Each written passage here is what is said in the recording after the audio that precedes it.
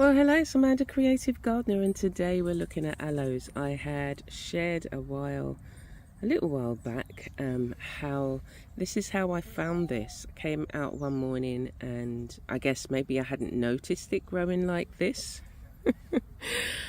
But so this is on its side. I thought it had separated totally, and then this morning I came out and found this one on its side, and I thought it looked as if they'd been stepped on and then fell to the side. I mean, even the one at the back, they obviously don't grow like this, they grow upright.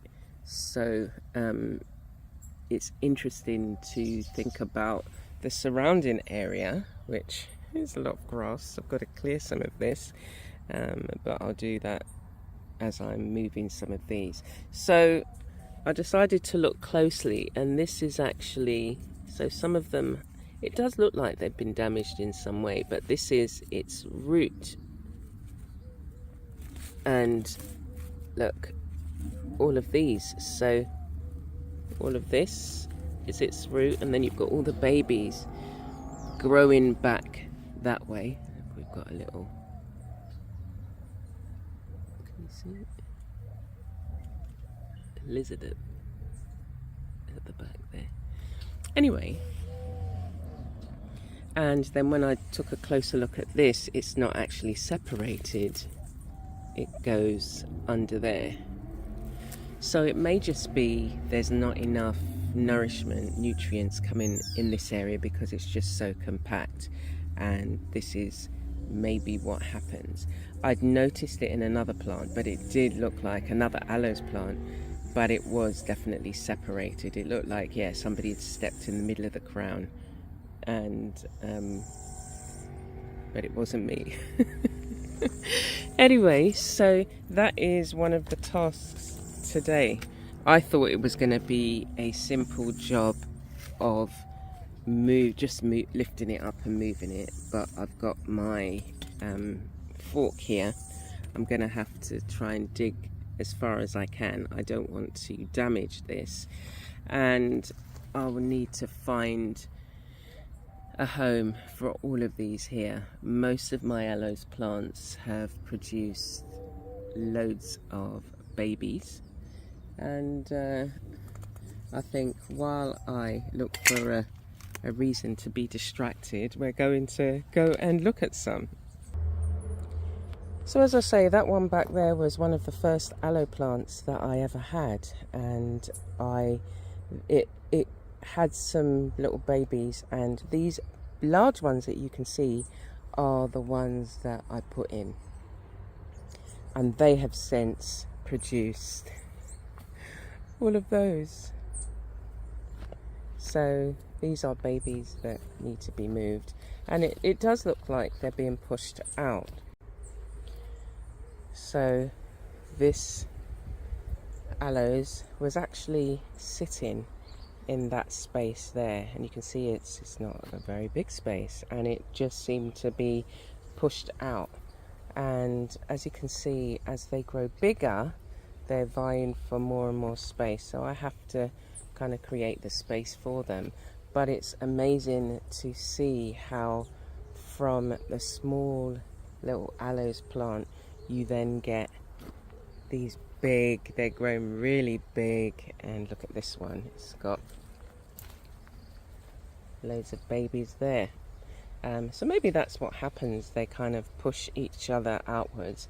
But then, as I say, as they've been growing, I've put aloes all over the place. So I used it as a border, and these ones were really small, and I wondered whether they would survive.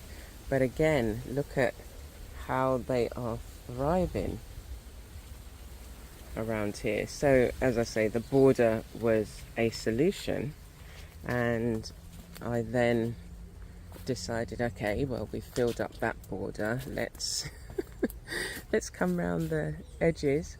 So these were the last to be moved and put in, and I have to move the broadleaf thyme let's see the other ones that were put in. They're doing a lot better. So these ones here were the first that got put in this back part, and I have to try and thin these out. I'd put 7, space them out, but again the babies have been growing. Other places that I put was at the end of each bed. I put 1 aloes at the end of each bed, but as you can see, we've had so much rain that they have just, there was 1 here and now we have many. And yeah, all of the beds now, the end of the beds have to be thinned out. These are growing slower, so I've just tried to put them in most spots. Got there. But aloes has so many wonderful properties. It's nutritious as well. So all along here, did I show you? And here. And then there are some, you know, other places I thought, okay, let me just put 1. We'll go there now. There's another spot that I put them in, but they started producing babies pretty quickly. And again, if I need to either move the larger plants or move all of the babies, and that would be the second time round that I would be moving all the babies, because I've done that already. And so I just thought to myself, well, every area where there's like a straight line, or, you know, let me try and make some curves. And so around the well, I placed a load of young babies, and they're growing up and having little plotlets of their own, some more than others.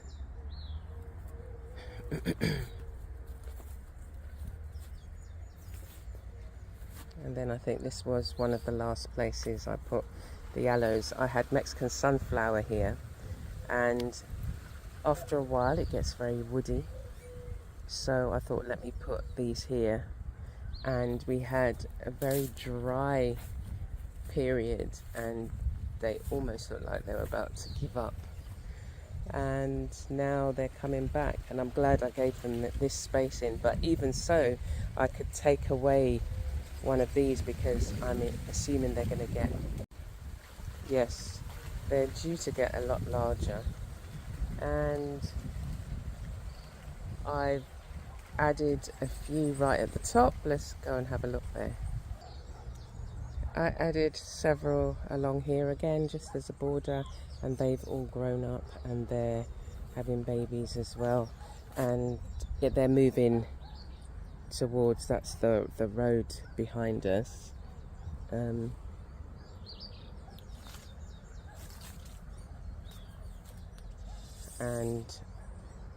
yeah, so I've tried to use aloes in terms of their, you know, design in the garden and creating softening feel, but also,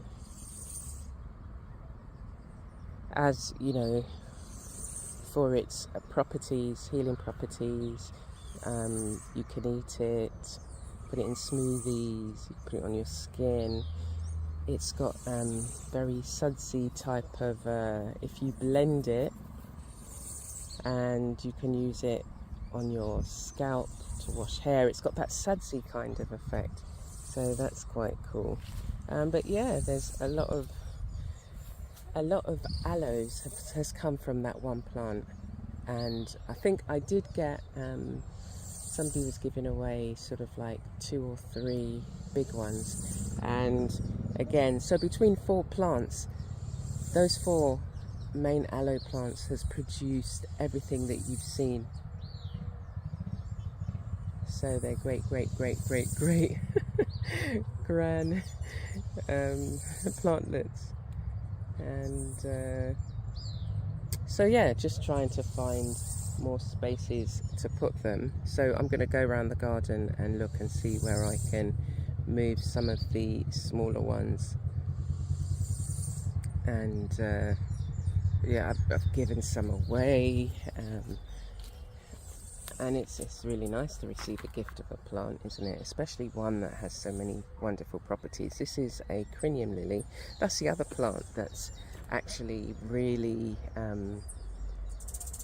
expanded so quickly. I've started off with one bulb, and from that one bulb it's produced, let's see how many. So this is the mother plant, and it's produced 21. Oh, 22. There's a couple growing out the side there. But yeah, from one bulb. And yeah, the flowers smell beautiful.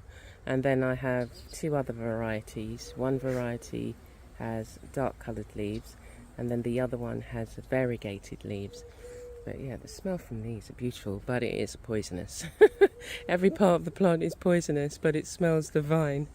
So if you've got kids, you really don't want to have this plant. I mean, you know, kids want to put everything in their mouth.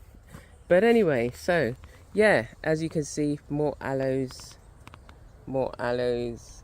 I think I counted one day I counted near like 300 plants. And that included the smaller ones. Anyway, so I'm going to get on. I was slightly distracted, but it was a nice distraction because I got to show you some of the aloes and around the garden. And you've seen them in varying sizes. And I found that mine prefer semi-shade. They don't want direct sunlight, because in the very beginning I had so many problems of, you know, the leaves burning for some reason, changing, being discoloured. So this kind of, I mean, we dappled sunlight, not direct, for 12 hours kind of thing, really does them well. Okay, so I will get on with that job, and it might take me longer than I think, because it's got so many, let's go back to it, so many roots. Yeah, as you can see, I might even just be able to uproot one and take some of the babies, who I'll see. But I want to put one back right here. Yeah, so I'm going to get on. I hope that if you have the aloes plant, you look after yours and you have success with them, and they grow, and you're able to use them for their marvelous medicinal benefits. And yeah, you have fun with your gardening. So take care for now, and I'll see you again very soon.